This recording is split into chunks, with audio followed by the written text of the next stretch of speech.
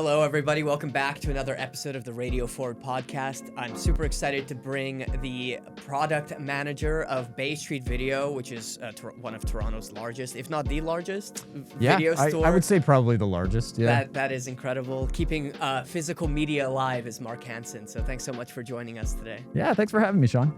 We're going to be talking a little bit about the Turbulence series, which is a spin-off series from this 90s action movie featuring Ray Liotta as this plane hijacker kind of serial killer guy who's being brought to his trial by these air marshals, and he kind of goes insane. And then this is like an example of the wave of pre-9/11 airplane-related movies like Con Air. And it was kind of a big thing in the 90s, the plane hijacking thriller. We'll so many of those. We'll talk about why that might be. We'll talk about what pre-9/11 flying was like. Yeah. not to be different experience. Not to be hacky about it, but it is an interesting thing because we enter this plane and there's just like a giant TV in the middle. I know. It seems so cool. When I was a kid, I didn't fly a lot when I was a kid, but seeing these movies, it always seemed like it was such a dream to there was so much space in these cabins. I didn't realize these were like film sets, basically. It was just like a recreation. So I'm like, wow, flying must be so cool. And then you actually fly in coach or whatever. And it's not like that at all. No. But also, Mark has a podcast with Justin DeClue, who I interviewed as co-host of the Important Cinema Club, Will Sloan. So make sure to check out both of those projects. But tell us a little bit about Bay Street Video Podcast and the store itself. Yeah, so Bay Street Video, the store, has been in existence longer than I've been there. It's at Bay and Bloor in Toronto, and kind of in the heart of downtown. And it started officially as Bay Street Video in 1993, but it had existed as a prior video store before called Mr. Video throughout the 80s. And this was obviously when video stores were huge business, so there was one on every street corner. But basically, the owner of Mr. Video left at one point, and then the owner of the property, who is the owner of the store now, basically, instead of trying to find another store or thing to put in there, was just like, I'll just take it over. And it was kind of rebranded as Bay Street Video. It was huge throughout the 90s, because in the 90s and the early 2000s, TIFF, the Toronto International Film Festival, was mainly located around there. So there would be lots of celebrities that would come in, there's stories from before I was there of Cher coming into the store and having to be escorted out through a back door because of paparazzi out front. Robin Williams came in once and did a impromptu comedy skit based on what he was seeing on the shelves. So it was pretty pretty big. I mean, this was all before my time. I started working there in 2009 when I was just coming out of university. And just needed a job, and I had worked at video stores before. Rogers Video, which was a Canadian chain that no longer exists, kind of like Blockbuster type thing. The same Rogers that is the telecom communication. They kind of, one of their big businesses was in the video store business, sort of the 90s and the 2000s. So I worked there. And then, transitioned, got a job here, and kind of throughout the years just got more into it, got more into the product side, into the stuff we were carrying, the ordering processes, dealing with vendors and suppliers. And about a decade ago, became the product manager officially, which just means I do the ordering, I just figure out what we need, how much we need, stock the shelves, stuff like that. But we're doing great, things are better than ever there. And I've got another great manager, Brendan Welton, who manages the day-to-day operations and the staff and events. We do a lot of tabling events at screenings throughout the city and stuff like that. And then in terms of the podcast, Justin DeClue is just a friend of mine, and I got to just hand it to him. I mean, he was the guy that kind of started that. There was a while, I think we started around 2018 or 2019, and he was kind of just going to a lot of film places in the city, theaters, and trying to start podcasts with whoever ran those places, which was a really cool initiative, I thought. And I think ours was he already had the Important Cinema Club by that point. But yeah, I think ours was the only one that kind of stuck based on that experiment after. And he would just come by every week and he kind of records it. I just show up and talk with him and he records it and edits it, puts it together. And we've been going strong for like, God, I guess like 6 or 7 years now. Yeah. But you guys are filling a niche about like these conversations about physical media, which like you said, I mean, this is you are working in the environment of a video store, and you guys are doing better than ever, like you're describing. Could you tell us a little bit about the like resurgence of physical media and like you briefly mentioned the transition from renting to owning. Maybe you could talk a little bit about that, and then we'll get into what direct-to-video, absolutely, this whole culture of direct-to-video my movies. passion for sure. Yeah, I would say that obviously video stores were important in the 80s and 90s for renting, right? Like people owning stuff in like the VHS era. Like, yeah, it was a thing, but it was mostly like video stores were there to rent movies. You know, this was a pre-streaming era. So it was like a movie would hit theaters and then anywhere from 6 months to a year down the road, it would come out on video. And then you could go and rent it from the video store. So that all kind of changed. And then DVD was still kind of about that when it first came in. But DVD kind of ushered in the sale kind of thing because they would put special features on, right? And they would give you reasons to like own a movie instead of just like watching it and then just forgetting about it, right? Kind of all sort of shifted drastically when streaming became more prevalent in the early 2010s, early to mid 2010s. Netflix was really coming up. And we saw, and a lot of stores saw rentals drop off or die completely because you could just stream these things, or there would just be easier way. Because renting was not necessarily the most convenient thing, right? Sure. You have to like go and get a disc. You got to bring it back at a certain point. There's late fees, stuff like that. I mean, I personally like that tangibility to it, but not everybody's. Most people want convenience, right? Yeah. So streaming offers that. So, and I get it. But we were kind of in a weird spot there where we thought maybe like we were seeing stores close all around us. There'd been a lot of great video stores in Toronto, like Queen Video had 3 big locations. Suspect Video was huge. And there's still a few standing, like iSource Cinema's doing their thing. They're really cool. There's the Vinegar Syndrome store in Toronto, although they just do sales and stuff. But iSource's great for rentals. But yeah, basically we were seeing Queen close, Suspect, like, and I know the management owners at that time were a little concerned that maybe the store's days were kind of numbered. But then we saw more collectors things coming out, and these companies, mainly kind of spearheaded by the Criterion Collection back in the day, releasing collector's editions, deluxe editions of things. And that kind of, opened up into companies like Arrow Video, Shout Factory, Vinegar Syndrome themselves. All these companies started like really building up these special editions and like putting out editions of, first like classic movies maybe or cult movies. But now it's like at the point where like some forgotten movie from like the 90s that nobody cared about that at the time is going to come out in some like 4K special edition with like 3 discs of special features or something. Right. And that's the kind of, and it'll sell like hotcakes, even if it's a movie that generally nobody really thought anybody liked or something like that. So, basically when we made the decision was like, well, more people are buying, so we need to stock more product. And it just kept bringing people to us.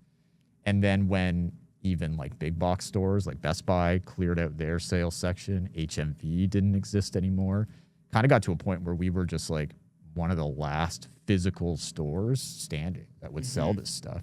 So now our main competition really is like Amazon or like online outlets, right? Amazon mostly.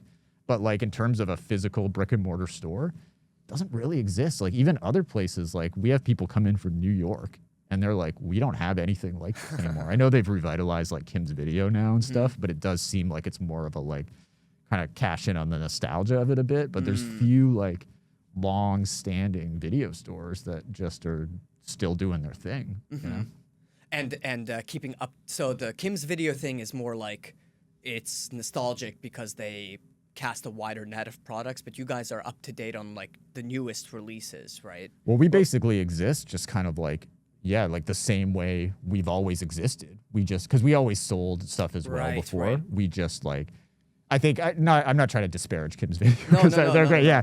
But they were like obviously a historic video store and a big part of the right. New York fabric. But then I can't remember the whole story, but they kind of went away or went under for a while. And now they've been revitalized kind of under new ownership. Mm-hmm. But it's like different than what it once was. Yeah. Not to say it doesn't have value though or anything, because it's good to have more stores. And I wish more new stores would open, really.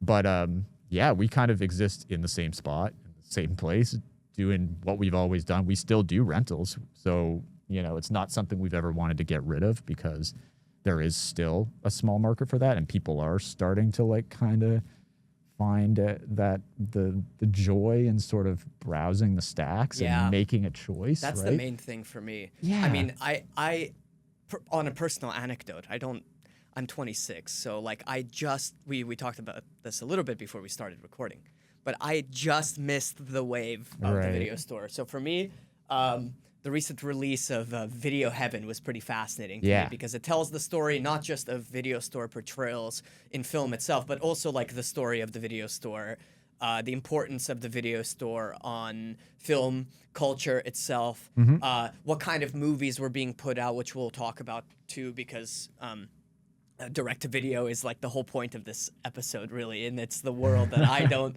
really. It's hard to conceptualize for somebody who didn't grow up going to a video store. But I did rent. Like I did a little bit. I remember as a kid, a little bit of Blockbuster. Okay. And then Redbox, which had a stand or whatever in my local grocery store. Right. Yeah, I remember seeing those everywhere for a while. In Boston. And then a little bit of renting videos at my local library. So that was like my only experience with renting physical media. But also I remember when they introduced games to the Redbox, that was my my movie watching was done at that point, because that was like, okay, now my dad is going to get a movie for himself, and I'm going to get a new game on Xbox or something like that on the 360. I will say, working at Rogers Video, but like we did video games there too, and they were always such a headache to deal with, because people would steal them because they're like so expensive, right? And they just not bring them back, or just like scratch those discs up to hell. Well, the reason why, I bet you saw that Xbox games were getting scratched more than PlayStation ones. Yeah, I think There's a reason for that. So this happened to me.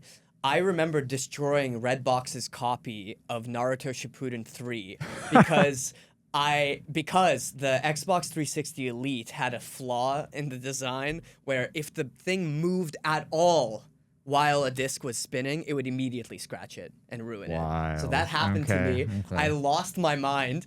I was like 11 years old, but I thought I was in big trouble because I got like, first of all, the scariest like graphical glitch happened to the game. Yeah. The TV shut off or whatever, so I'm just like, oh my god, I destroyed it. This like expensive gaming thing that I love and my parents paid so much money for.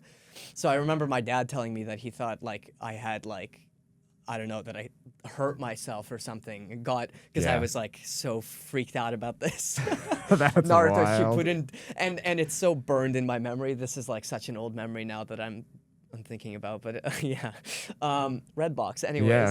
Well, disc damages are still a big deal. Have always been a big problem. We still get it today. I don't know, people's machine, even if it's like a DVD, a Blu-ray. I might be misremembering, but was there a turning point in the history of physical media where Blu-ray had won out, but it might not have been the best tech for high definition DVDs out there, or something like that, or they're more fragile or something than an alternative out there? Well, I'm not sure. I know DVD. There's always been issues potentially, even with DVDs, of them like having a lifespan or something. I remember some of those early DVDs would like green out, so to speak, after like a decade or so. We had it happen to rentals. It would literally like turn this like greenish yellow kind of look, and then sometimes it wouldn't play for people. And I don't think that was like a common thing. I think that was just early days. I know when Blu-ray was introduced in, I believe it was like 2005, 6, somewhere around there. It was, of course, introduced with HD DVD. There were like two competing formats. Yeah. I think Blu-ray was owned by Sony and HD DVD was owned by another company. And it was like this warring thing. They were both the same thing, but it was like no, this one's going to be the one going forward. No, this one's going to be and obviously Blu-ray won that battle. And so, but I mean, you have some of these old like HD DVD things where people would buy players that wouldn't play Blu-ray player. There was this weird competing format. But with Blu-rays, I feel like they're pretty sturdy. Like that's the big draw about physical media, at least for me, is I've never had a Blu-ray just like crap out on me all of a sudden. And now that 4K discs are in, those are even sturdier a lot of the time. So, I mean, there's always going to be issues with tech for sure, but compared to like streaming and the internet, which, you know, you deal with like, which obviously is great now, but like there's always like buffering sometimes or it just craps out or the availability, like something is there one day and it's like gone the next, right? Or you don't even own the thing you purchased. Right? Yeah, that's the thing. It's always weirds me out when people like buy movies through like iTunes or something and they're like files or whatever, and then like at some point they can just take it away from you. Like why are you buying it then? Isn't that just like a rental option rather than like a buying thing? But, right. But I feel like the best way to like preserve a movie is to have it physically, like on a disc, whatever way that is. I also think just the fact that it's gaining popularity is opening the door for restorations to come back, and all of these movies that would have otherwise been lost to time or only exist on some like, you know, 720p Daily Motion exactly thing right that you can't find anywhere else, and now it's being like remastered and with bonus features is like, it's such a great thing. No, you're right. Like and credit goes to these companies that are doing this, particularly like a company like Vinegar Syndrome or like Severin or stuff like that are really like, not to knock on Criterion or Arrow, but they're doing a lot of like bigger movies. But like these companies that are like unearthing like things that haven't been seen or haven't been seen well beyond like crappy rips online for decades, and giving them this like 5-star treatment. But you're right. It's like in the past, it would be like, okay, you could do that, but then what would the restore it? But then what would the lifespan be? Like maybe you show it in a few rep theaters in like major markets and like that's New so York, much LA, or whatever. For like 15 screenings. Yeah, maybe, exactly. Right? But now you do it, and it's the ultimate goal is to put out a disc of it. So now you've got that income stream. Like there's a reason to do that because you can like do some screenings, but then you can put it out and people will buy it from all over the place, right? So, okay, in the whole structure of home video, where does DTV, direct to video, come into the picture? It's hard for, like I was saying earlier, it's hard for me to conceptualize as somebody who grew up with movie releases basically looking like first they start in theaters, or maybe they'll go direct to streaming. Yeah. So they start in theaters and then go to streaming, or they go direct to streaming. Yeah. That's the memory or understanding of movie releases, more or less, that I have. And so, what are direct-to-video movies? Like, for sure, what was the first, maybe? Or how did this come about? How did this phenomena come about? Yeah, I mean, it definitely came about with the rise of video stores in the 80s, which was... And I'm not the first people have said. Historians have said this time and time again. Sure. But like, but just for our context, for this conversation, video stores were really important because they did democratize filmmaking a little bit, in the sense that you could make you didn't have to. Before, it was like filmmaking. If you want to make a film that anybody's going to see, it has to play in theaters, which means you have to have a lot of money behind it. You have to have a lot of money behind it, and not that like. There were a lot of low-budget movies that were made in the 70s, and the drive-in scene and the exploitation film scene was good for that. But you still had to like go somewhere to see it. It still cost a lot of money to try and make these movies. Whereas in the 80s, it was like they had these stores, and they needed to fill them with titles. And there weren't always enough theatrical movies on like a tape or something. So they were hungry for like new movies to put on the shelves. So enterprising filmmakers from the time would make movies and sell them direct to video stores. And that became a huge market. So the 80s was the time where that really took off because video stores were taking off. Like we mentioned before, a little Canadian movie called Things that was made at the end of the 80s, Toronto-made film. These guys just shot it on Super 8. It's like a low-budge Evil Dead ripoff. A lot of fun. And it kind of made some money for them because it was like the first Super 8 shot film, I think, that was made for the home video market, and it was in video stores all across the land. And you would go into a video store and it could be sitting on the shelf next to like The Goonies or something. Well, maybe not, because that's family, but like next to the real Evil Dead or something, you know? And it's like, it was like, they're the same, right? They both have equal prominence, and that's really cool. Still doing a categorization in your head. Yeah, exactly, right? It's always about that. I know. I mean, for me, like, I obviously saw a lot of movies in theaters growing up and everything. I love going to theaters, and the theatrical experience is super important. But I almost feel like my love of film was more because of the video store, because we would just be there like every weekend. Like a lot of families grow. Like, I'm a millennial. It was just like Friday hit, you go to Blockbuster, or we had like a great little video store called Fabulous Flicks where I was from, which doesn't exist anymore, of course, but we'd go there and I would just spend an hour browsing the shelves, and it was just so much fun, right? So I think that kind of like, you know, broadened my horizons a bit more about film. And then with your question about direct to video, I kind of discovered that through there too, because you'd see all these movies on the shelves that are like real movies or professional movies, but you're like, I had an understanding of what was in theaters and stuff. It's like, I don't remember these being in theaters or anything, but like there might be an actor in it that you know, or like they're not like cheap necessarily movies, because in the 90s there was more money put into these, and like DTV productions were like a big thing, and there were a lot of big action movies, or there were companies like PM Entertainment, which did like a ton of action stuff that became like huge for the home video market. And they're like action movies as like explosive as, you know, your average Michael Bay movie. It's just like a slightly lower budget, but they still have some actors in it, you know, and like huge explosions, stunts, pyrotechnics, a lot of like cool martial arts stuff, like American martial arts stuff came out through there. And yeah, so it was interesting kind of discovering this whole other world of movies that like aren't showing at your local cinema. And maybe the first time you'll see them is just like on the shelf at the video store. It's kind of like you're discovering these things, you know, for the first, like, what are these secret movies that are like just being put on the video store shelf, you know? Two things real quick. We'll get back to, and I want to remind you about this later.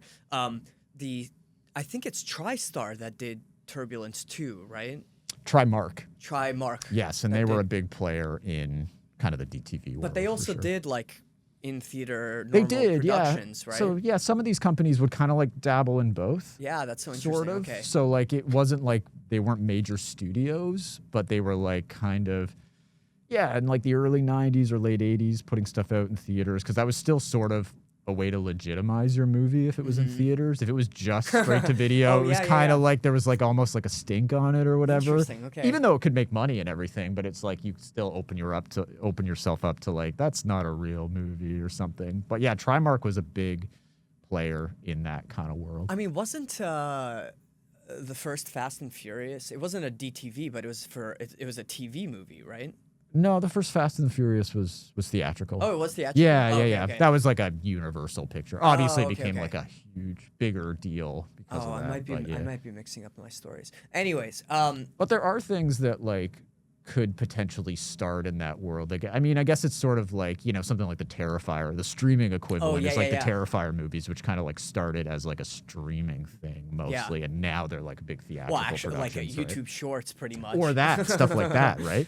But that's a whole new phenomenon. Now you've got the YouTube director. Exactly, right? So it's pretty amazing. Yeah, but it also, like in a similar way, direct-to-video, the industry kind of gave more filmmakers a chance to get stuff. Like there are filmmakers that went on to do bigger things, but started in those kind of DTV worlds and everything. Yeah. So like, or like Full Moon, right? Like Full Moon was like a big production company, still around. And they did the Puppet Master movies and everything. And a lot of directors from that went on to do, it was almost like a Roger Corman-esque film school kind of thing, that some directors would go on to do big things, you know?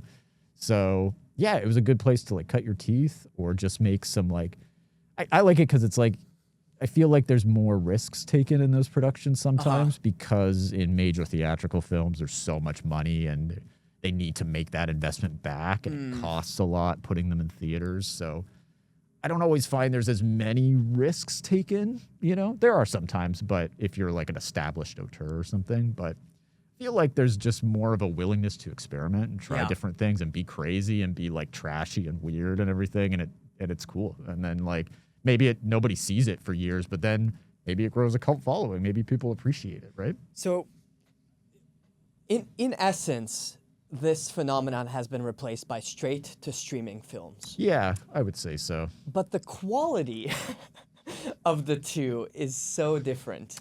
And I wonder what's at the heart of that, because watching Turbulence 2 yesterday for the very first time. Happy to introduce you to it. Yes, it was like a great time, like so laid back. I was like stress-free. I didn't feel a pit in my stomach like watching something that was direct to streaming where I'm just like, Jesus where you're Christ. just like, this is a slog to get through. Yeah. And not to beat a dead horse or anything, but it's like churning out slop and this slopification of contentization of things, right? Yeah. But it feels like the DTV phenomenon, it's not quite like that. It still has style.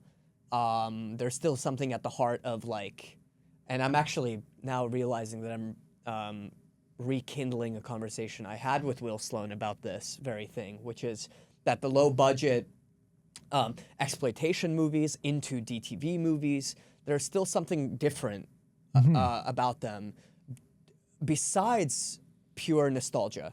Like still a reason we go back and watch something like Turbulence 2. Yeah, like it's just like entertaining, right? Like that's at the heart of it, right? Exactly, but right? It feels like there's craft behind it, though, right? I was revisiting it, and it's like main thing. It's shot on film, which I mean, obviously pre-digital, everything was shot on film. But I think people like there's always the film versus digital debate. But I do think, and you can make things shot on digital look great, but I do think when you're shooting on film, there is a bit more of a like you have to put some thought and idea, vision into it because you're spending so much money. Each shot is money, and it has to come out, right? But you look at Turbulence 2, and it's like it looks as good or better than a lot of stuff that like comes out theatrically these days, you know? And like, you know, you can say I'm wrong, but like watch it and see, like they've got compositions in there. There's like actions, like actually choreographed action sequences. Cool plane footage. I mean, you've got actual actors in it. Yeah, exactly, right? And it's funny to think, like, really the only way, because that's another thing I love about the DTV world, growing up with it, is the sequels to movies that did come out theatrically and maybe weren't, like, huge hits, but there's, like, something about them that was like, you know what, maybe we should give it another try as, like, a DTV movie, right? And Turbulence was that exact same thing. It was, like, the original movie, fun, wasn't a big, like, was kind of a box office bomb. Yeah. But it came out on just as, like, DVD was, like, so it was one of the earliest DVDs coming out. And it's kind of just, like, exploded on DVD. So they were like, you know what, let's try it again. But let's just make it for the video market. But there's, like, effort behind it. And it's not even like there's an auteur behind it. Like, the director of it is some no-name guy. Like, I don't even know who it is. Like, some TV director. But it's just, like, there is a level of craft brought to these things that I think today's straight to streaming, because I do keep up with a lot of the straight to streaming stuff today, because they do a lot of like DTV action movie type stuff today, starring like faded stars from the 90s, like John Travolta, like Nick Cage for a while, Bruce Willis before he had to retire. We're doing so many of these like cash in straight to streaming movies. And those are the aren't four the same. Films listed on your top 4, right? They are, Those, I've got people who know me know I have a bit of a Bruce Willis obsession, but I can admit, like, those movies are not good. Like, those movies don't have the same level of craft that those prior, like something like Turbulence 2 does, or stuff in the 90s, because, well, they're shot on digital, and I just there's not a lot of, like, thought or vision that is needed to be put into them. I also think a lot of these current movies are money laundering operations, frankly. I wouldn't be surprised. I don't think they're actually, like, all these Bruce Willis movies that were being made, as like kind of like obsessive as I was about them, I don't think any of them were really made to like entertain audiences. They're really just made for algorithms, because, you know, as long as somebody clicks play on something for 5 minutes because Bruce Willis's face is on it, they make some bucks off that. But if you look into like the producers and the companies behind these movies, a lot of these things are just money laundering operations. Yeah, but like that alone is just like such a fascinating thing to watch. Yeah, that's why I'm still like fascinated by that sense. world. But you're not gonna get the level of. I just miss like when I watch a DTV movie from the '90s, and you can watch so many there's tons of on Tubi you can go watch and have fun with.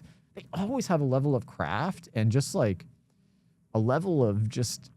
They know how to push the entertainment value to like an extreme, which I just find that sometimes theatrical movies don't even do. And there's a lot of great directors like a Mark Lester, for example, who made like Commando and Firestarter, Class of 1984 in the 80s. He made some big movies.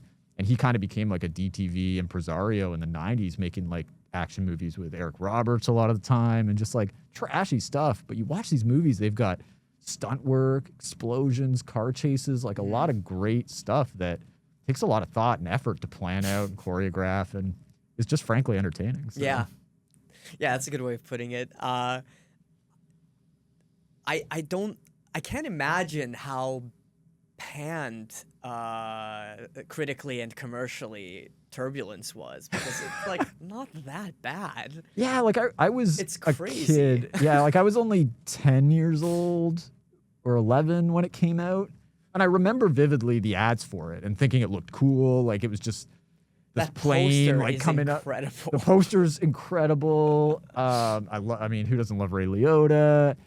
I didn't see it until it came out on video, because I would have been too young to go see it in theaters at the time. So you saw it when it came out on video? I saw it when it came out on video. How old were you when you saw it for the first time? 11 or 12. Nice. Yeah, That's awesome. Because I saw it when it first came out.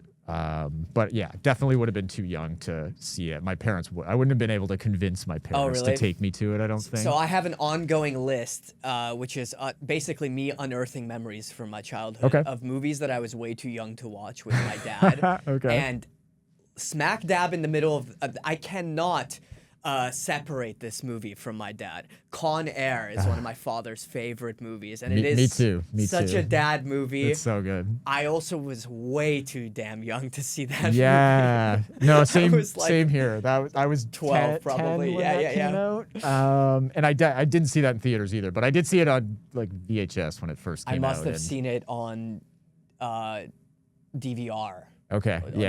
Like rental, like online rental on Verizon or something like that. Yeah, that movie's pretty like extreme. Like there's a lot of rape threats in it, and just like really like because I mean they're all prisoners, like they're all hardcore prisoners, and it's just like I remember too watching it like old when I was getting older and everything. Wow, like the stuff our parents let us watch. Yeah.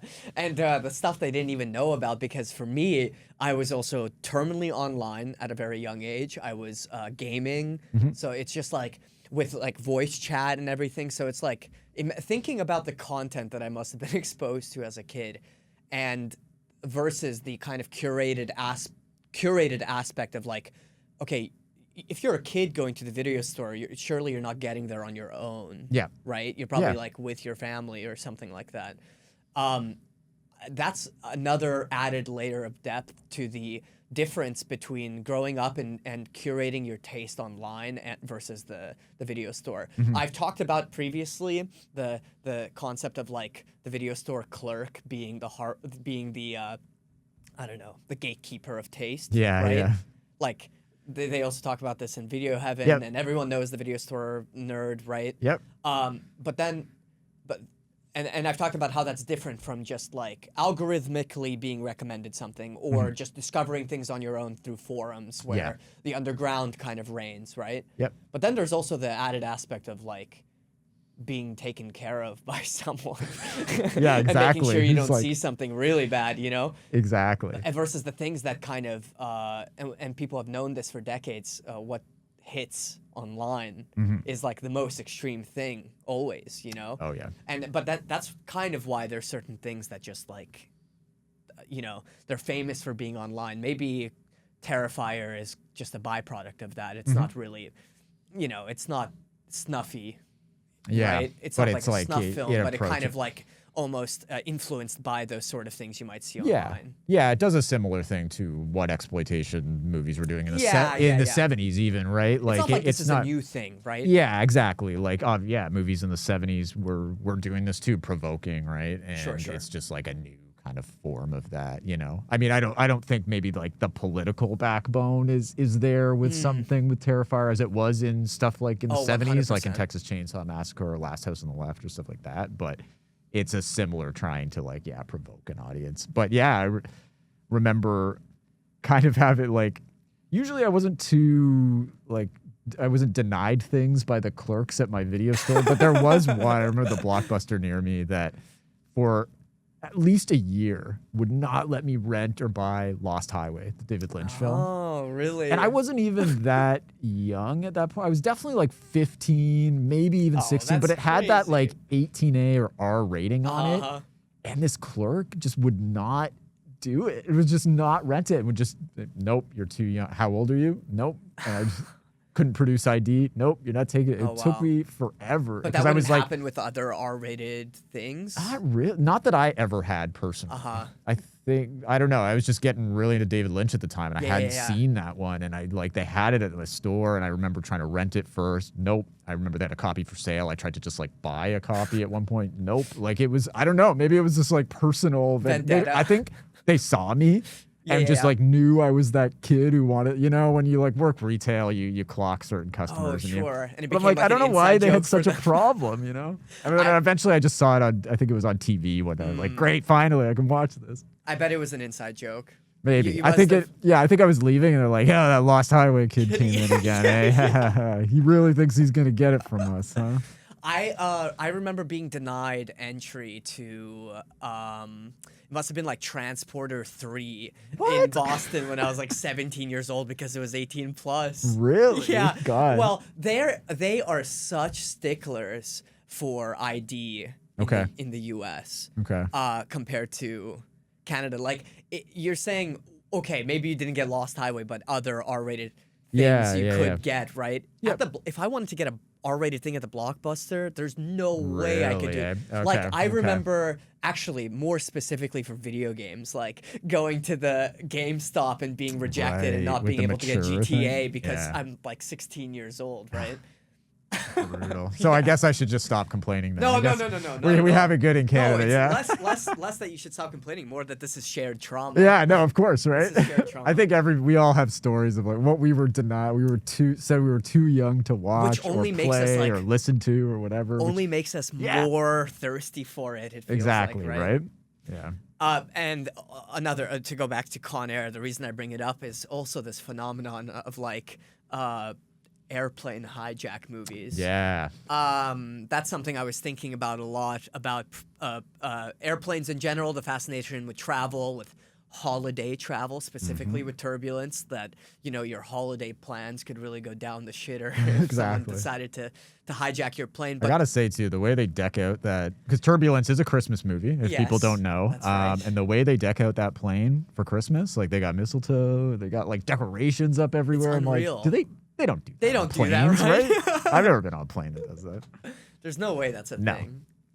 There's surely like FAA regulations. They're super strict with flying, you know? Like, well, that's the thing. And yeah, that's why I think plane hijacking movies are interesting, because it was such a big thing in the 90s and right up until 9/11, obviously. And obviously, you know why it stopped because of that. But it was crazy to think about how big of a subgenre that was through the 90s.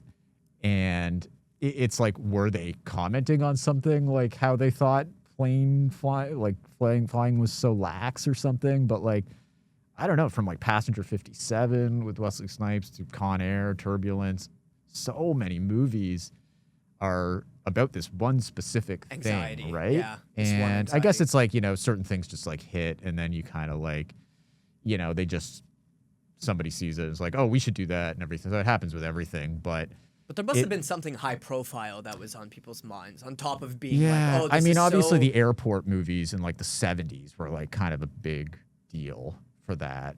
But then it's like the 90s breeded its own kind of form of this, though, where it was like more extreme hijackings, like really violent stuff. And And yeah, it's interesting. And the Turbulence series, I kind of think is almost like the final frontier of that, because the third one, which I don't think you watched, but I didn't get to see it. It's totally fine. But the third one is an even more ridiculous premise where they hold a rock concert on a plane, on a flight. Yeah, I'm not even joking. You think this is made up, but it's not. And it actually is on a flight from LA to Toronto. So, look. I'm definitely going to see it. You got to watch it. Of course I do. But basically, yeah, it's like a goth rock show. It's like a Marilyn Manson type that's holding this. And all the people coming onto the plane, the fans, are like goths. And one of the jokes at the beginning is like when they're going through security, they're all setting off the metal detector because they all have piercings and everything. And that's why it's the guy, the hijacker, just brings in a gun, because it's like everybody's setting this off. It's almost like there's like a bit of like a self-aware parody kind of thing to it. Like, look how easy it is to hijack a plane almost thing. Yeah. Which happened and this movie came out right either the year that 9/11 happened or the year before or something like that. So, and then it was like, oh shit, yeah, it's like, can't do that anymore.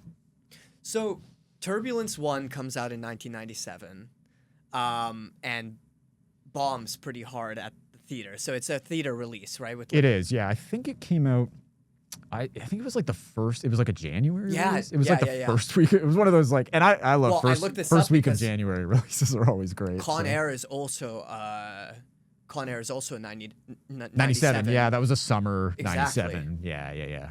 So it's like a summer blockbuster. Yeah, I think with Turbulence, with Con Air, you had like more star power, right? Like Nick Cage was coming off of his Oscar, Steve Buscemi, Ving Rhames. Turbulence has Ray Liotta, who is great.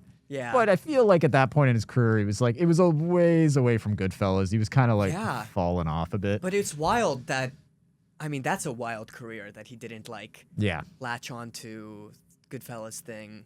His acting is like his craziness is it's like Nick Cage-esque almost. Yeah. Oh, he can amp it up, in that, right? Yeah. Yeah, no, I love his villainous turns. And another good one is Unlawful Entry, if you haven't seen that. He is great in that. He plays an evil cop who's like goes after Kurt Russell and his wife.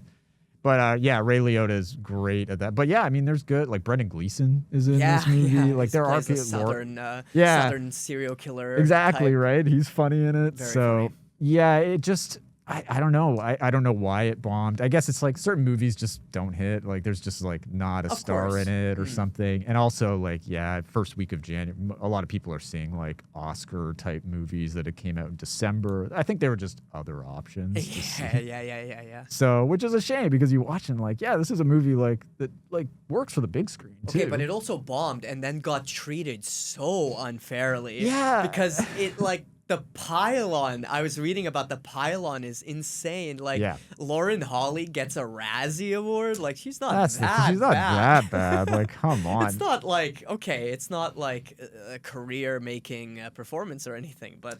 Yeah, but it's like... It's not, like, embarrassing. That's the thing. When you see some of the garbage that comes out these days, it's like the things they gave Razzies to in the 90s look like masterpieces, right? So it's like... I didn't even know she got nominated for Razzie for but that. no, she didn't win it. Interesting. I think she lost the Razzie to... I looked this up, but now I'm forgetting. Anyways, I can look it up later.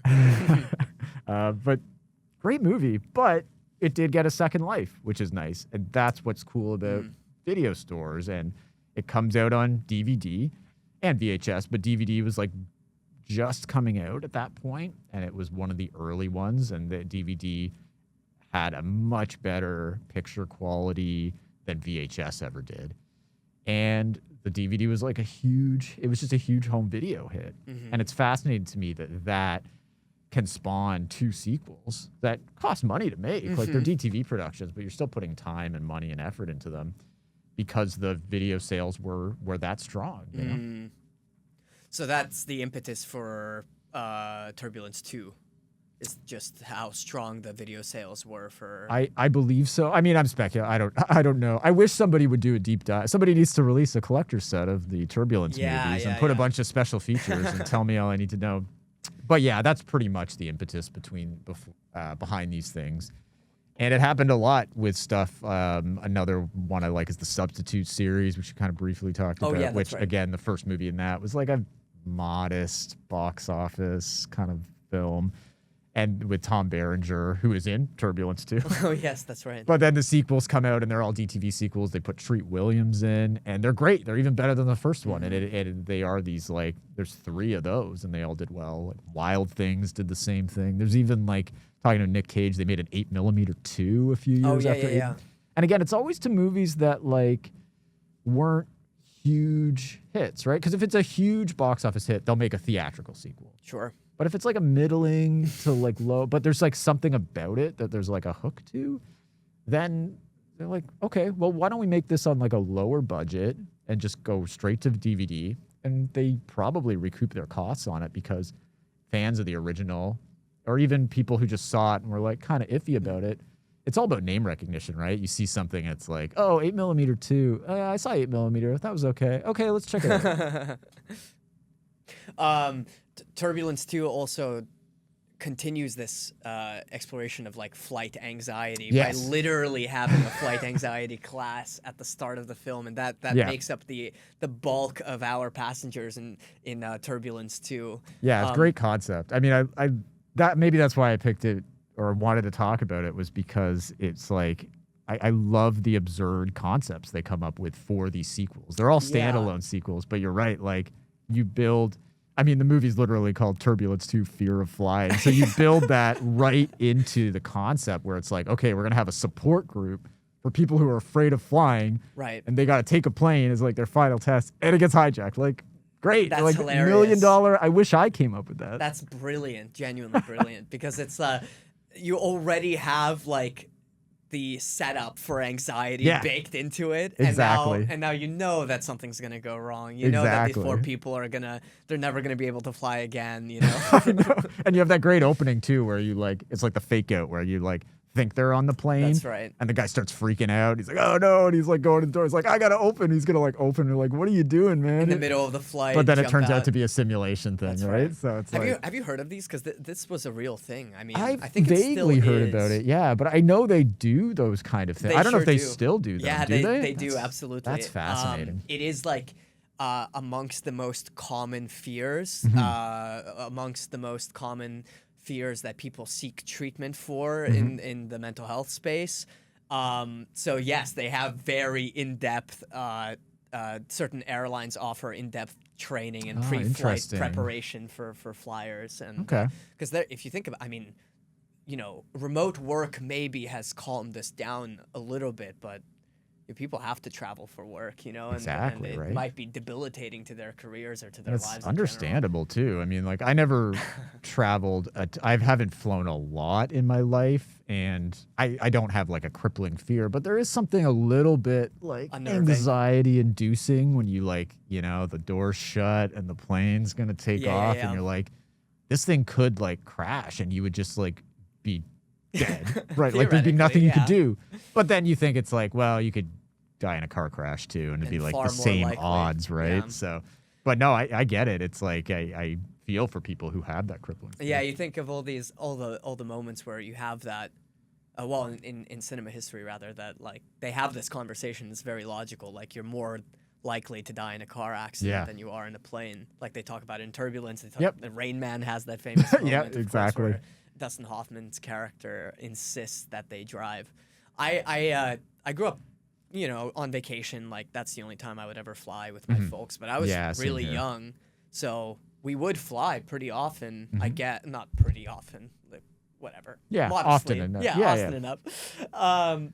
But as an adult flying recently, I don't know if it's just because I'm more anxious in general, but I think it's like settling in. You've seen too many plane hijacks. Yeah. Exactly. Now I'm gonna be miserable after Turbulence 1 and 2. I mean, some people can't. Like Lars von Trier doesn't go anywhere outside of like Europe because he can't fly. People, wow. Like people just can't. Wow. Yeah. So. I didn't know that about him. That's crazy. Yeah. I mean, I don't know if he's gotten over it now, but for the longest time, he never like came to North America or anything because he just can't. You can't fly. Wow. Yeah. It's settling in now. I don't know what it is. It's just like a switch flipped in my head, and I'm like, I get a little bit of pre-flight anxiety now. I don't know. And now I you never see had like that. not more, but like planes have. There've been some plane accidents yeah, recently that that's have been right. I like wanted more to- than usual. And like, I mean, I watch a lot of like Netflix true crime and stuff, and there was that whole doc about like Boeing and like the, you know, the shady business practices and how they use like not great parts in their planes sometimes, and you're like, oh my god, like Jesus, should I be even taking a Boeing plane? Like, Yeah. There's also another big cultural thing with planes was that whole MH370 Yes, which I disappearance, was right? obsessed with. When Yeah, like, I mean, there's an incredible that's let me scary, know yeah. YouTube doc about Yeah, right? That is incredible. So It has amazing I can graphics. see that like kind of being in the back of your mind a little bit. Obviously, though, there are like so many flights that go out like every day. So Of course, it's like, again, course. the odds are like That's so low. why they but, like, are so well known. But I guess it's like, yeah, it's like when it happens, it's so catastrophic and so visible that it's just like, it's horrifying. to Yeah, even, like, yeah. think about that potentially happening to you. So I guess we can talk about Turbulence 1 in a little bit more detail. Sure, Because, yeah. Yeah, if people don't know what, I'm sure Turbulence has been kind of forgotten at this point. but- Yeah, but I would throw it on. It's like, especially for your next Christmas movie. Yes. This is such an underrated, like, I'd never heard of this film, but just like a totally underrated movie that could be a Christmas cult classic. Well, that's the thing. If people specifically. get like tired of throwing on Die Hard every year for like a Christmas action movie, it's a Right. good alternative. Yeah. You know, that people don't even really realize. I don't even think I realized it was a Christmas movie like when I was a kid seeing the ads. I don't know if they even highlighted it all that much, but I can't really remember. Well, if it came out anymore. in January, then Yeah, they might have exactly. just You been know, like, like they just were like, Christmas. yeah, whatever. But like, yeah, it's a great Christmas I love Christmas action movies, sure. and it's a great What are alternative. some of your other favorites? I would say Dead Bang is another good one. John Frankenheimer, you know, has a few Christmas. Dead Bang's one he did with Don Johnson in the 80s, which is like in LA. So it's mostly like one of those like snow-free Christmas movies. But there's like a lot of Christmassy stuff in it. He goes after like a neo-Nazi group and like that's like working undercover or something. That's a great one. Frankenheimer also did Reindeer Games, which is not very good. Ben Affleck movie. Okay, yeah. But I'm sure my dad's seen that one. yeah, cool movie is Exit Speed, which my co-host Justin DeClue is always banging the drum for. It's like also DTV movie actually, I believe, from like the mid to late 2000s. It's like a bus hijacking kind of movie, Like in the vein of Speed or something like that. Yeah. So it's like they're on a bus going cross country, and then this biker gang comes and like, you know, messes around with them. So yeah, so stuff like that's cool. Yeah. So okay, yeah, Turbulence. We have this. yes. We have this plane that gets like swarmed by police vehicles right before it's about to take off, and you're like, imagine you're just sitting there. And Yeah, you I see this plane the plane you're about to take off in gets swarmed by literally 30 police cars. Yeah, right. For like 2 guys, and then you have to sit across the aisle from them. I mean, half the plane is also empty, which is super weird. Yeah. It's like in the middle of the holiday season.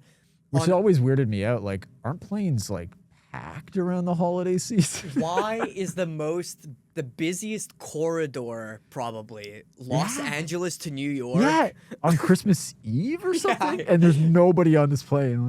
Like, okay, Right. what a dream. Yeah, there's like 3 families maybe, but I was thinking like, oh, is it because of because of the criminals that they like took out a whole section for safety? But then why are you throwing those poor people in there anyways? So that was the other big thing, Very because weird. Turbulence isn't the only hijacking movie from the 90s that has Yeah. that plot point of a prisoner, a literal prisoner, being transported on a flight with Passengers. regular passengers. Yeah. Which seems crazy to me. Like, But I they think never it did. Did they do that? I do think it happens. That's Because wild. there's like air marshals, right?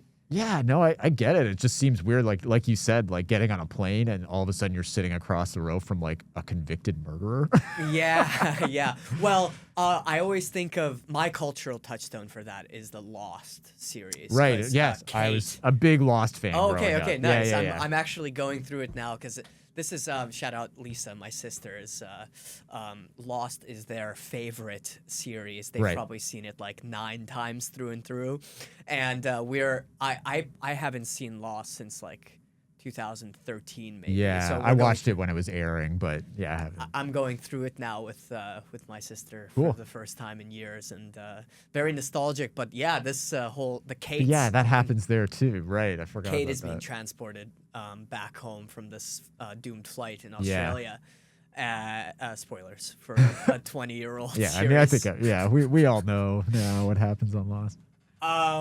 But yeah, no, it's definitely a thing that happens, but I don't know all the intricacies because this seems like so unbelievable. And it's almost like you'd want to know as a passenger, right? Like I'd want to be told if I'm going to be on a flight with like a heinous criminal. Especially like Brandon Gleeson's character, because he immediately starts mouthing off, and you can just tell he's like a loose cannon, like he's like unhinged and he just like could spark out in violence. Yeah, exactly, at any moment, because right? he immediately is like violent towards the flight attendants, and they're like, "All right, one last warning, buddy." Yeah, like I don't want my money back if I'm getting harassed by a criminal. Yeah, right. Yeah. Wouldn't that be like a one-strike system? You'd think so. Yeah. Brandon Gleeson, by the way, the like corniest southern accent that he throws on. Yeah, it's pretty wild. He looks like a Red Dead Redemption character with this like back hair. It kind of works. Like he's just so such stage presence. And he's like a big dude, you know. Like hell yeah. I love Brendan Gleeson. Yeah, he's great. And then Ray Liotta is excellent in the slow creeping kind of unveiling of how sadistic he is. Yeah, because it's like a question of whether he's a criminal or not. Yeah, because it does. Yeah, I guess he hasn't been convicted. He's just being flown to stand trial for like killing housewives, but he's claiming his innocence, and then and we see him at the start of the film. Exactly, quite right. Innocent his whole life. Yeah, and he does. I mean, he plays that really well, right? Where he like is pleading with people like, no, I'm a nice guy, but you can see like, nah, something's not quite right with this guy. And then, I mean, it does kind of like, he reveals himself pretty early. So it's not like a spoiler to say whether he is or not. Oh, no, this is spoiler free. Sorry, guy. I mean, yes, you know. Blanking, not spoiler free. This is not spoiler free. Yeah. This is full spoilers. People know the drill. You've had 30 years to watch Turbulence. Like, well, when with the spoiler rules, I feel like if it's something literally unknown or direct to video, you can have a little bit of not nuance. What's the word? Just being careful. Mystery. Being careful. Yeah. You know, I don't like to give away the whole game or anything. Okay. But I think it was like even in the promotional material, it was set up like Ray Liotta is the villain in this movie, right? Yeah. But he does it like his acting is just so. It's visceral, and he does a good job of like doing the slow decline sort of thing. He's very creepy, especially when Brendan Gleeson's character is out of the picture. He's just like takes over so quickly as this nasty villain, right? You know? It's almost like a Jack Torrance kind of thing at times where he's like running around like a "here's Johnny" kind of thing, like sticking his head out different, right? We do literally get a "here's Johnny" we moment. literally get that. So I mean, he's the best. He was the best at that. R.I.P. Yeah. What are your favorite Ray Liotta villain roles? Well, like I said earlier, Unlawful Entry, I would say, is like right up there. That's like primo Ray Liotta villain role, because I'm a big fan of domestic thrillers from the 90s, and it's really just like it's Kurt Russell and Madeline Stowe play like a couple who are I think they call him to their house for some reason, and then he just becomes obsessed with them and starts like harassing them. But he's like a cop, so it's like there's nothing they can do about it, really. So, yeah, I don't know. That and Turbulence have always lived in my mind as like Ray Liotta villain stuff, right? I'm not sure what. I know there's more. I'm just blanking. No, that's fine. What he's. I just love him as an actor. You know, in anything, really right? You know, he's just excellent, and he had such and his career might have like faded a little bit or whatever, but he always worked steadily, and he did do a lot of work in the DTV realm, and then he kind of came back in the late 2000s, 2010s, and kind of like was a respected actor who was in all kinds of stuff. Yeah. Right up until, but then, I mean, I saw him in like some crappy straight to streaming thriller right before he died. He actually died on the set of this movie he was making. They were shooting it in somewhere in the Caribbean. It was like kind of like a boat thriller. Blank. It's called like it's got some generic title like Dangerous Waters or something like that. But most of it, anyways, and you know, I keep up with the stuff, so I was watching it. But that was kind of like the morbid selling point on it a little bit. Is like he literally died like in his sleep while making this movie. So you're like seeing the last performance of him. And yeah, he did a lot of he did a lot of work in the straight to streaming DTV world, which isn't too bad. Like he made a movie called he was the villain in a movie called 1992, which came out right before, which actually got a small theatrical release, but it takes place during the Rodney King riots in LA. But it's just like a stupid action movie about like this group of criminals that are planning like a heist while these riots are going on. So that's like a distraction. And Ray Liotta's like the leader of this group. So I don't know, but he was still bringing it in these like kind of crappier productions later in his career. So, you know, I always have respect for actors who bring their A game to like anything they're in. Yeah. I mean, Nick Cage is sort of famous for that. Nick Cage is, very close to my heart. And he was a big reason why I was like really got into the like sort of the DTV action realm in like the 2010s and stuff, because I was like, I've been obsessed with him since I was a kid, Con Air, you know, stuff like that. And he would just like, when the 2010s hit, he just went like full bore into like DTV type stuff because it's like, he just wasn't as bankable at the box office anymore, which is crazy to me, but you know, and he did so many, I think he did like 30 movies or so in that decade, and most of them are terrible. But he always brought his A game to him. Yeah, he was always worth watching. Even if the rest of the movie was absolute garbage, he was great in them. That's sort of his legend, right? That you can throw on anything he's ever been in and probably find something entertaining. Exactly. And then he has a resurgence, right? Like now where he's kind of like back on top in like award-winning movies, big blockbuster movies. And a lot of that is based on, art house stuff. And a lot of that is based on him just like keeping his muscles working by doing all these like, you know, got a lot of respect for the working actor. It's like, it's a muscle. You got to keep working it out. And like, if you're just like phoning it in and everything you're doing, then you're not going to get the attention of people again. So this is another tangent, and take your time to answer this one. But are there any, you know, heroes of DTV that don't have they're not well known because they don't have many theatrical performances, but they're just like excellent actors that work almost exclusively in the DTV realm that you can think of? Anyone who's like a hero of this world that you wish had more recognition? Yeah, interesting. I mean, you do find with a lot of these things that they are led by actors who are because really of the famous point, at right? one point. Yeah, that does make even sense. if it's somebody like an Eric Roberts, like for a while, like he was like an Academy Award winning esteemed actor. And then a lot of the character actors you find in these kind of things, which you'd recognize, also do a lot of theatrical. It's just like another job for them, so they just kind of move around.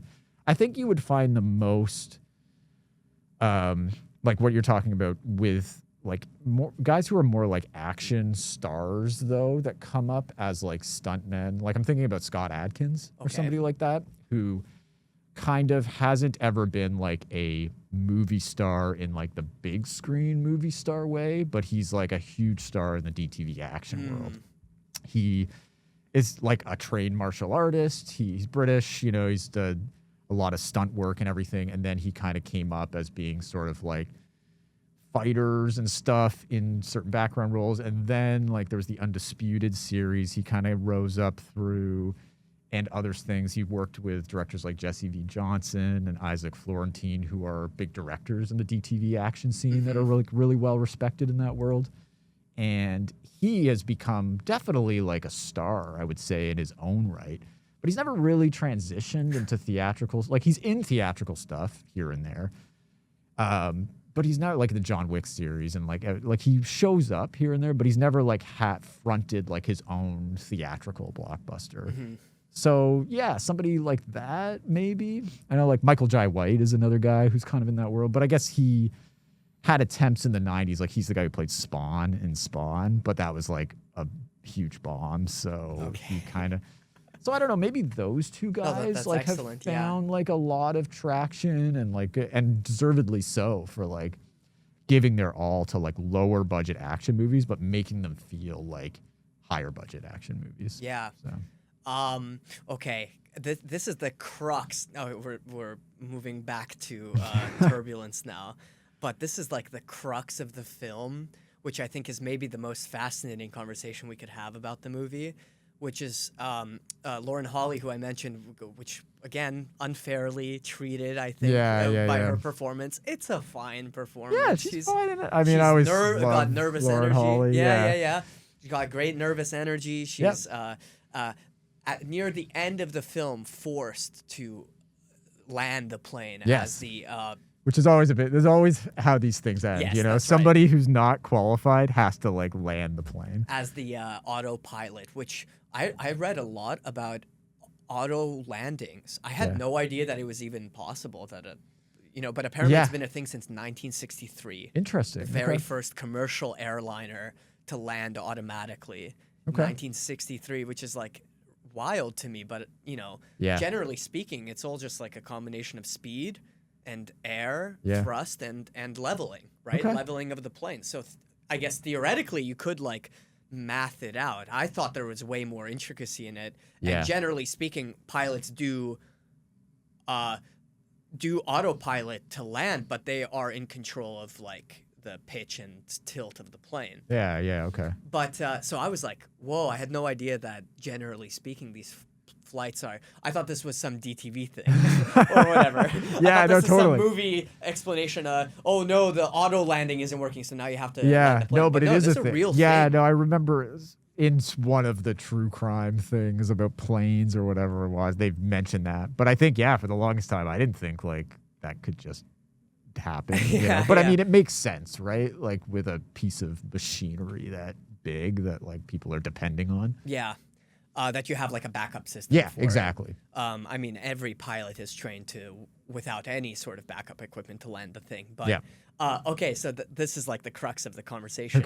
Is the viral question that like every girlfriend probably asked their boyfriend, which was, "Do you think you could land a plane?" I don't know if you remember this from a while back, but this was this went super viral. That like and it ended up being like a real survey question too, which is that 50% of men believe that they could land a plane with just instructions from the control tower. If they were forced to, if somebody came into the cabin or came into the not into the cabin, into where you're sitting or whatever, and said, "We need somebody to land this plane. Could you do it?" And 50% would volunteer to do it. Would do it and would be confident that through solid instructions, like with a pilot on the other line, who knows the plane and could guide you through it, could land the plane. Wow. Well, I'm glad there's so many confident men out there that feel like they can do that. I don't think I would be one of those people. I mean, not to say if I was put in an extreme situation like that, you would I would give it my best shot. You would for sure. Like I can drive a car, so it's the same thing, right?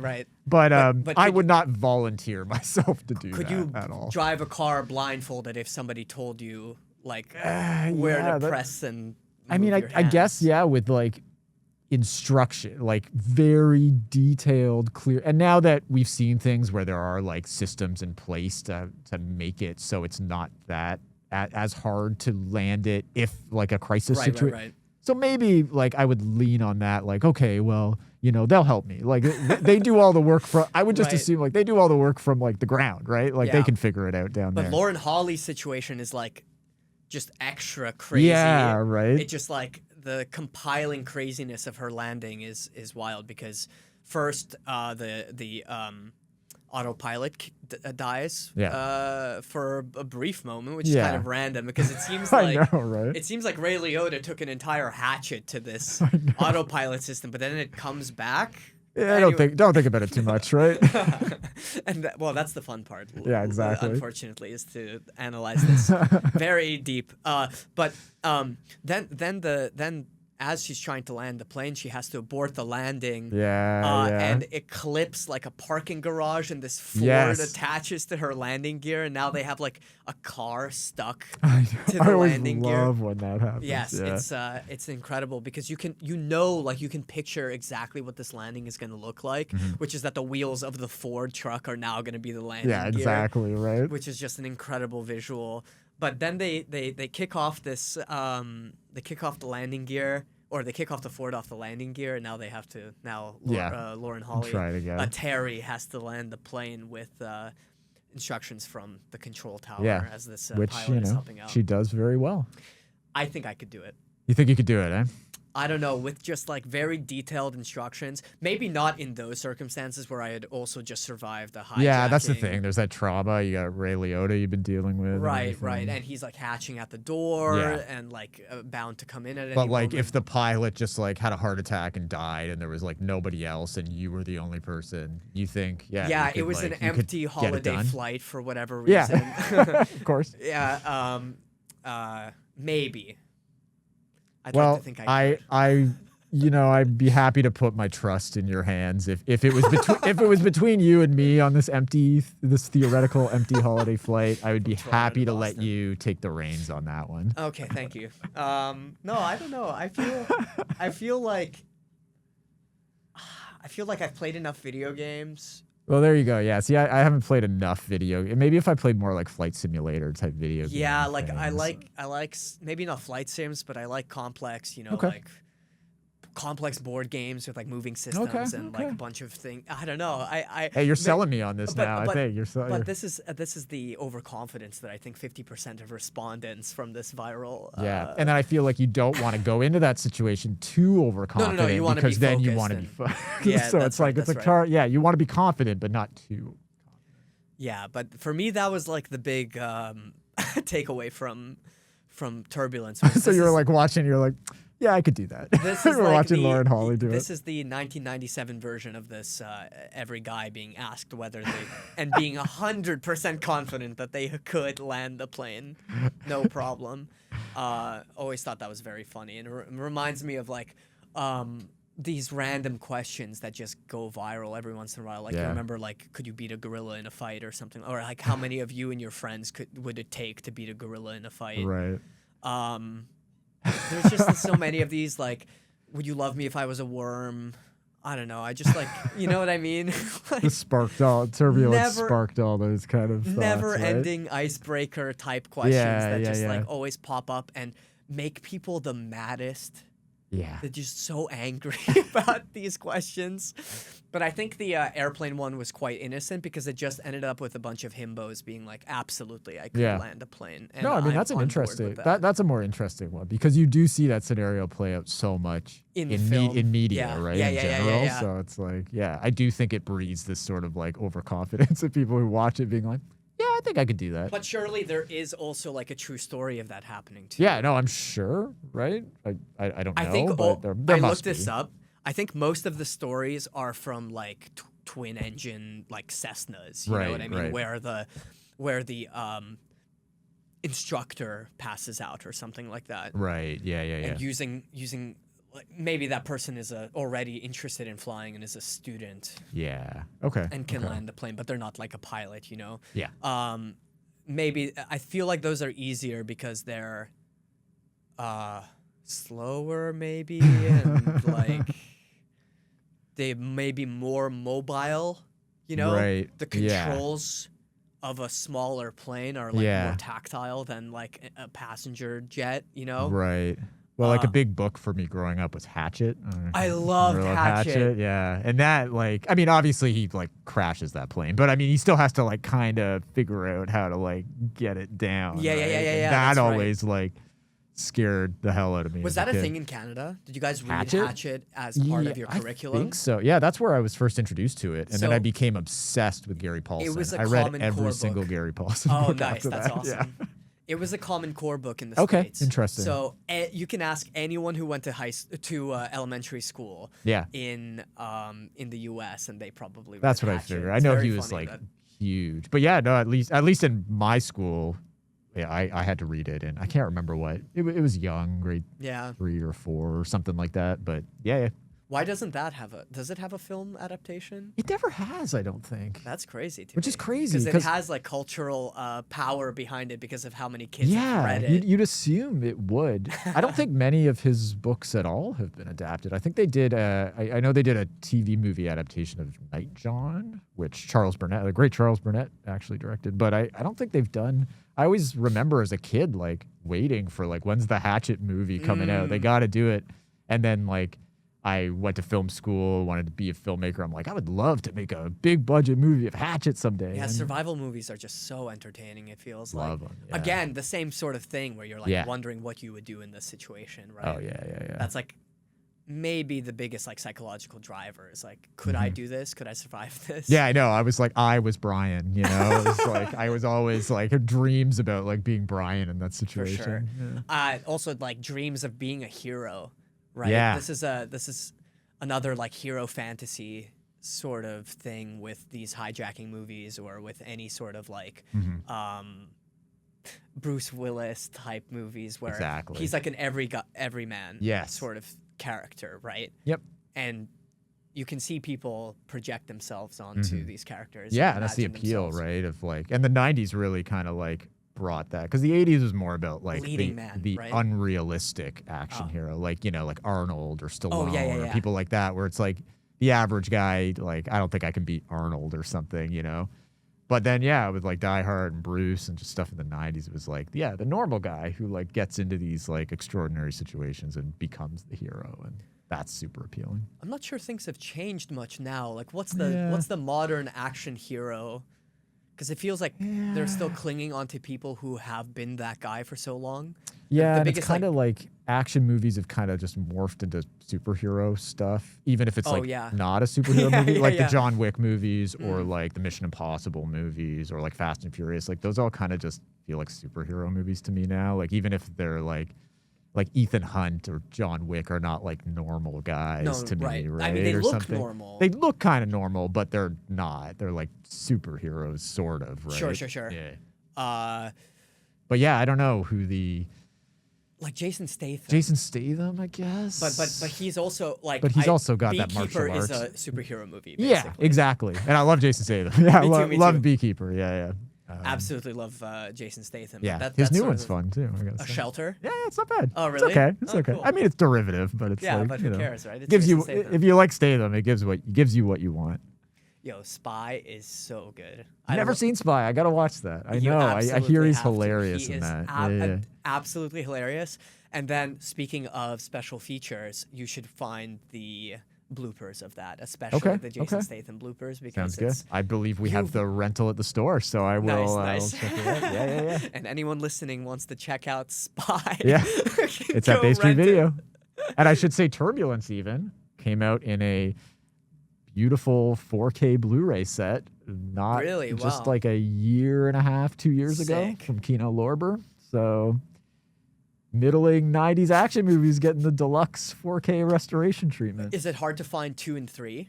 Or is that also on? Yeah, 2 and 3, I mean... I had trouble finding it. But I didn't even know it was like physical wise, I think they are they were on DVD, obviously, and like VHS. Don't think they are available anymore. There's no Blu-ray. They should just do a Turbulence set and put them all together, but you know, they don't listen to me at these companies that make these things. But I know Turbulence 2 is streaming on Tubi right now, because that's where I went to revisit it. Oh, okay. Turbulence 3, though, that's kind of... I know that's not on Tubi. It's weird, right? And that's the problem with streaming. It's like you want to watch the Turbulence series, but Tubi's only got Turbulence 2. And it's all because of rights issues, right? And like streaming rights are different, so you can only get one film in a series. I don't know. So, How are we doing on time, by the way? I don't want to hold you for too long. Yeah, I should probably... My parking goes till like just after 3. Okay. So, yeah. Okay, we'll wrap up. We can wrap up with a quick thing about Turbulence 2. Yeah. And then Sure. and then end it. Let's do it. Okay. Yeah, so and then we move on to Turbulence 2, which I think hard to compare the two, even though they're the same movie, which is funny to say. But standalone, so people should know they're not connected. Not at to all. Each other. Yeah. All three movies are separate stories.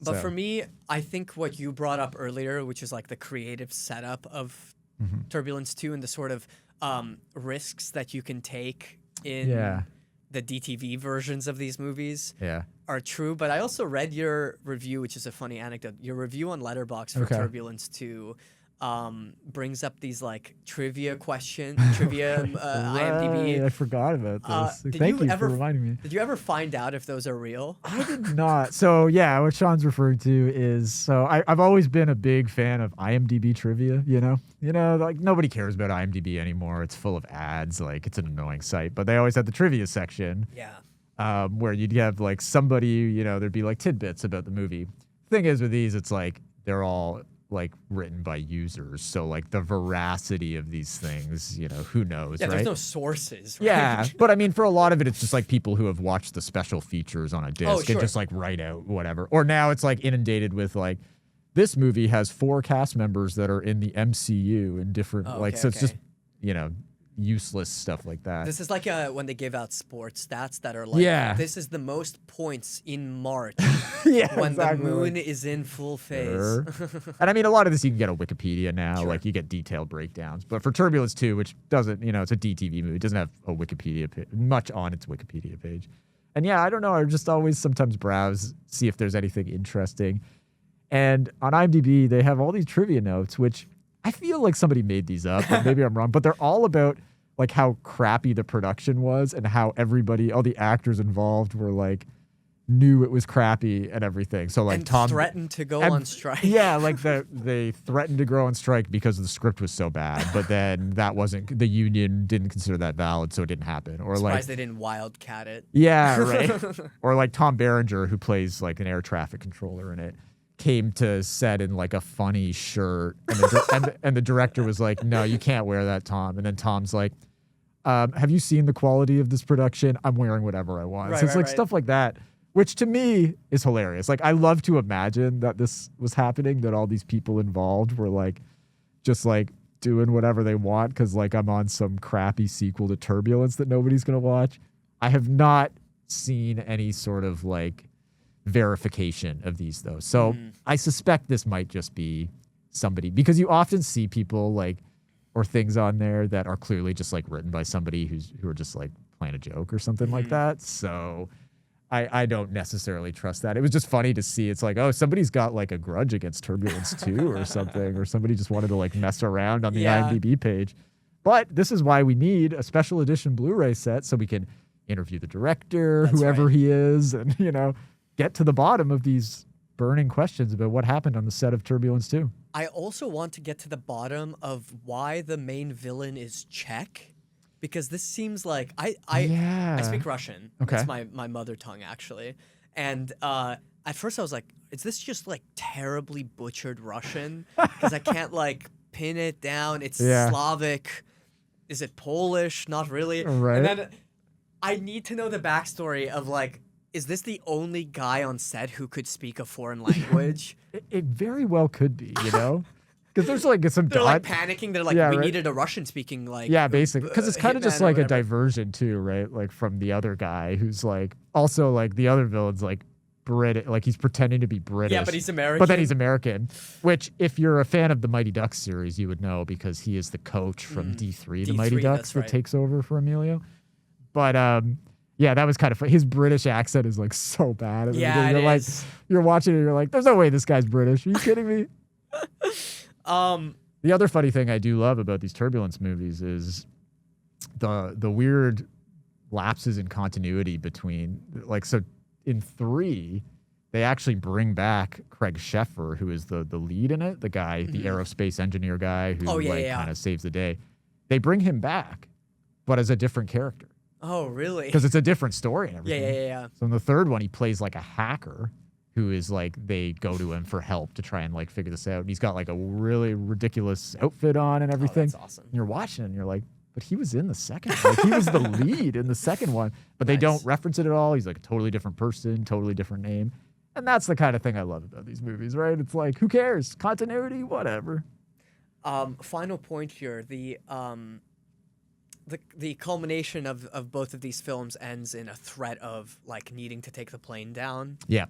Which makes far more sense in Turbulence 2 than the first time around. Like, you have a plane full of passengers and, like, maybe some debris will hit LA, I guess. Yeah, it's dangerous, but, like... Yeah. It's not, like, a nerve gas that can kill half of Seattle in a 5-mile radius. Yeah, exactly, right?